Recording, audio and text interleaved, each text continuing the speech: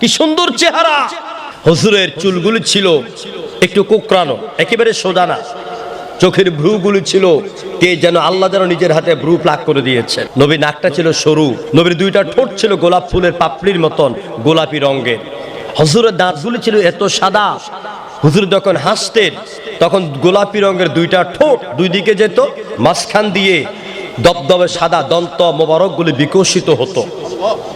মনে হয় যেন কালো মেঘের ভিতর দিয়া বিদ্যুৎ চমকায় গেছে। চাঁদের চেয়েও সুন্দর আমার প্রিয় নবীজির মুছে কি হাসি। সুবহানাল্লাহ।